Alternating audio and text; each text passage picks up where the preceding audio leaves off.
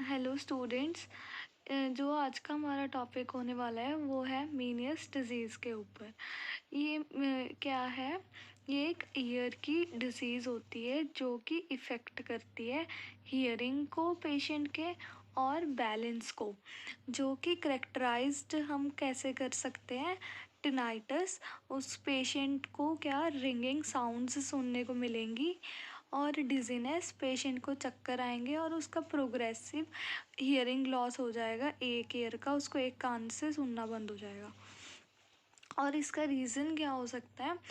जो डायलेशन आ जाती है, जो एंडोलिम्फेटिक सैक होता है, एंडोलिम्फ सैक होता है ना ईयर के इनसाइड, तो एंडोलिम्फेटिक सैक की डायलेशन हो जाती है।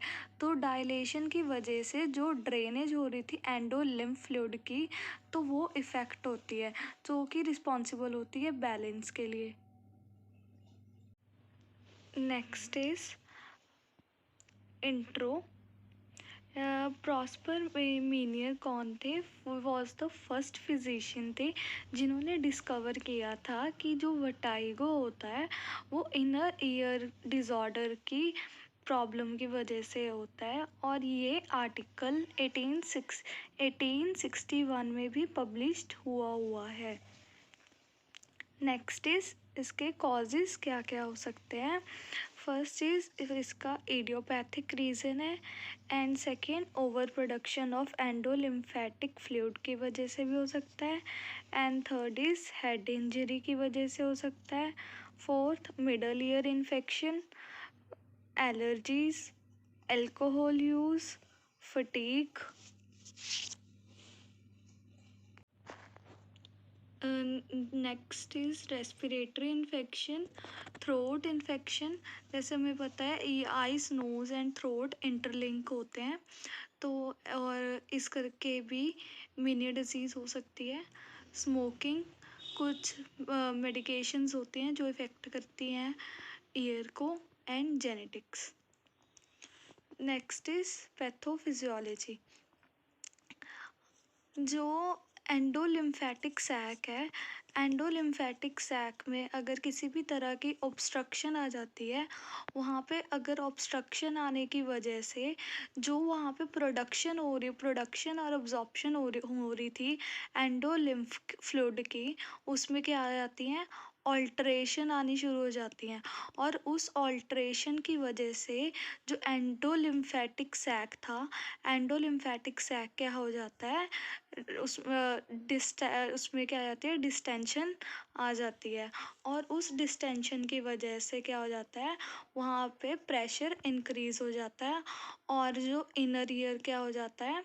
रप्चर हो जाता है, और रप्चर होने की वजह से वहाँ पे क्या देखने को मिलता है? Vertigo, tinnitus and hearing loss, जिसे हम कहते हैं Meniere's disease. Next is clinical manifestations. इसके क्या कुछ आएंगे? First is vertigo, dizziness, tinnitus, hearing loss, fullness in both ear and photophobia. ये सब कुछ पेशेंट एक्सपीरियंस कर सकता है। Next is diagnostic evaluations. Diagnostic evaluations में हम क्या करेंगे? पेशेंट की हिस्ट्री लेंगे, जैसे कि पास्ट की medical history, surgical history, family history, सारी हिस्ट्रीज हम पेशेंट की कलेक्ट करेंगे, एंड फिज़िकल एग्जामिनेशन करेंगे ईयर की। कल एक टेस्ट करेंगे, क्लोरी स्टिमुलेशन टेस्ट होता है। इसमें क्या होता है? एक हॉट या फिर कोल्ड फ्लूइड को हम ईयर में ड्रेन करते हैं, और उस फ्लूइड की वजह से एक रिस्पॉन्स देखने को मिलता है वेस्टिब्यूलर सिस्टम में, जिसकी वजह से पेशेंट की हियरिंग एंड बैलेंस का पता लगता है। Next is otolaryngological examination. ये टेस्ट भी पेशेंट की हियरिंग एंड बैलेंस को टेस्ट करने के लिए किया जाता है। Next is electronystagmography. ये टेस्ट भी हियरिंग एंड बैलेंस को चेक करने के लिए किया जाता है। Next is medical management. Medical management से पहले ये कुछ पॉइंट्स हैं थोड़े से। First is salt restriction. हमने पेशेंट को बोलना है कि वो कम सॉल्ट ले, बिकॉज अगर वो ज़्यादा सॉल्ट लेगा तो जो वहाँ पे प्रेशर पड़ रहा था एंडोलिम्फेटिक फ्लूइड का, और वो और ज़्यादा इंक्रीज़ हो जाएगा। Next is avoidance of alcohol, smoking and caffeine की। एंड नेक्स्ट फिज़ियोथेरेपी, कि फिज़ियोथेरेपी करने से जो बैलेंस में उसको बहुत ज़्यादा हेल्प मिलेगी और जो ब्लड फ्लो होगा वो भी स्टिमुलेट होता है। इसमें हम देंगे antiemetics like diazepam and ondansetron, antiviral drugs, relenza, steroids दे सकते हैं, डेक्सामेथासोन, प्रेडनिसोलोन, डायूरेटिक्स दे सकते हैं, frusemide and acetazolamide. And next is positive pressure therapy. Positive pressure therapy में क्या होता है, इसमें कुछ प्रेशर अप्लाई किया जाता है इनर ईयर या फिर मिडल ईयर में, और वो प्रेशर क्या करता है, वाइब्रेशन कॉज करता है और पल्स जनरेट करता है, और जो कि ट्रांसमिट होते हैं वेस्टिब्यूलर सिस्टम में, और रिड्यूस क्या करता है, endolymphatic pressure. So this is all about medical management. Next is surgical management. इसमें फर्स्ट आ जाता है एंडोलिम्फेटिक सैक डीकम्प्रेशन।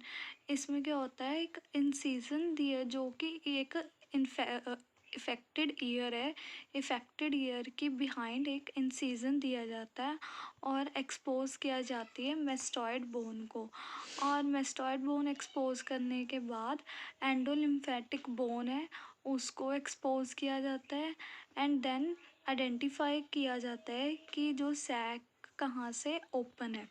फिर वहाँ पे एक नॉन रिएक्टिव फ्लूइड को इंसर्ट किया जाता है सैक के अंदर टू अलाउ फॉर ड्रेनेज, और ये इस ऑपरेशन को 1 घंटा लगता है। Next is labyrinthectomy. ये इसमें क्या होता है, used in complete hearing loss, और इसमें भी इंसिजन दिया जाता है बिहाइंड द ईयर, और एंडोलिम्फेटिक बोन को एक्सपोज किया जाता है, और बोन को एक्सपोज करने के बाद लेब्रिंथ को एक्सपोज किया जाता है, और जो सेमी सर्कुलर कनाल है उसको केयरफुली ड्रिल्ड आउट किया जाता है। और इस प्रोसीजर के बाद पेशेंट एक्सपीरियंस करता है वर्टाइगो को 3 डेज तक, बट वो ट्रीट हो जाता है with the help of medications. So this is all about Meniere's disease. अगर आपको हमारी वीडियो पसंद आई हो तो please like, comment, subscribe. Thank you.